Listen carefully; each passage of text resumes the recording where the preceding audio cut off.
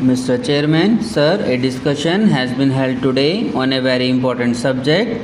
All the honorable members who have taken part in this discussion have given some very good suggestions. I am grateful and thank them for it. You know how much awakened the people have become today. No one had made any efforts in this direction 4 or 5 years ago. First of all, it was our late Prime Minister of India who drew the attention of the people towards it. This problem is not confined to India alone, but is a matter of concern for the entire world. Today, the foreign countries also feel that a heavy price will have to be paid for the development that has been made. To fight against nature is suicidal, and you all know. And the foreign countries are also saying that if there had been lesser development and the environment had remained unaffected, that might have been better. The health standard of the people is declining these days. This would not have happened otherwise. It is essential that every individual in every country should enjoy good health. However, the level of environmental pollution is somewhat lesser here than in other countries. There are three major problems facing our country today. The first is that of floods, the second is of drought, and the third is of pollution.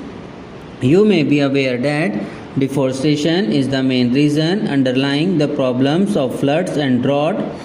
If the mountains are denuded of forests, there is no obstruction to the flow of water downwards and fast eroding soil along with it. In this manner, the rivers get flooded in our country. About 4 crore hectares of land is flooded. On an average, 1 crore hectares of land is flooded every year. In case of very heavy floods, 4 crore hectares of land may be flooded. However, on an average, 1 crore hectares of land is affected by floods every year. The main reason underlying drought is the lack of greenery. You will notice that Gujarat, Rajasthan, and several other states are often hit by drought. The main reason is that these areas are denuded of forest, trees are felled. A law has been enacted in this regard, but there are some shortcomings in it. The honorable members have rightly pointed out that stringent punishment can be awarded under this law and we must follow it rigorously. We would be considering this law soon and would make necessary amendments in it so that this law becomes as effective as the pollution laws. I would state certain things later on. We want that similar stringent law should be framed about felling of trees also. Along with this, I think that unless people's cooperation is there until it takes the form of a people's movement, it will not yield the desirable results.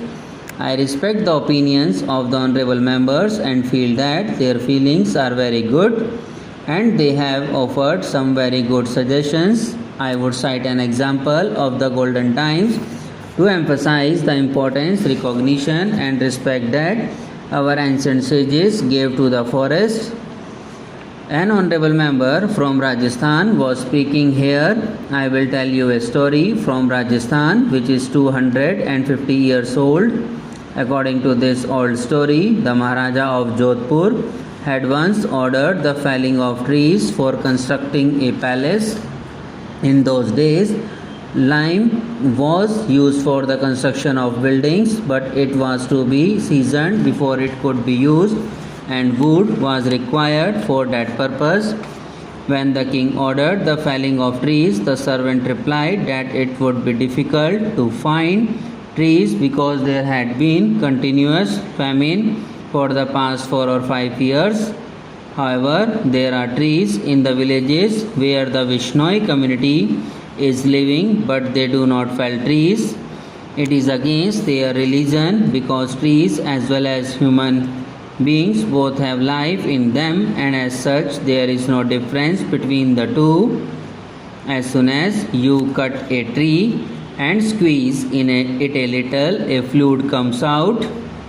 The fluid is similar to human blood. Therefore, it is a religious belief that felling a green tree is as sinful as killing any other form of life. But the king ordered the trees to be cut and said that it hardly mattered that they were Vishnois. The servant reached there. As soon as they started cutting a tree, a woman came out and asked as to why they were felling the trees. The servants pleaded that they were only obeying the orders of the king. The woman made great efforts to stop that and said that cutting of trees was against her religion. Finally, to cut the long story short, the woman was put to death. When her 3 daughters came forward to offer resistance, they also met the same fate. Later, thousands of people assembled there. This happened in a village which is at a distance of 20 miles from Jodhpur. Mr. Chairman, sir, a discussion has been held today on a very important subject. All the honorable members who have taken part in this discussion have given some very good suggestions. I am grateful and thank them for it. You know how much awakened the people have become today. No one had made any efforts in this direction 4 or 5 years ago. First of all, it was our late Prime Minister of India who drew the attention of the people towards it. This problem is not confined to India alone, but is a matter of concern for the entire world. Today, the foreign countries also feel that a heavy price will have to be paid for the development that has been made. To fight against nature is suicidal, and you all know. And the foreign countries are also saying that if there had been lesser development and the environment had remained unaffected, that might have been better. The health standard of the people is declining these days. This would not have happened otherwise. It is essential that every individual in every country should enjoy good health. However, the level of environmental pollution is somewhat lesser here than in other countries. There are 3 major problems facing our country today. The first is that of floods, the second is of drought, and the third is of pollution.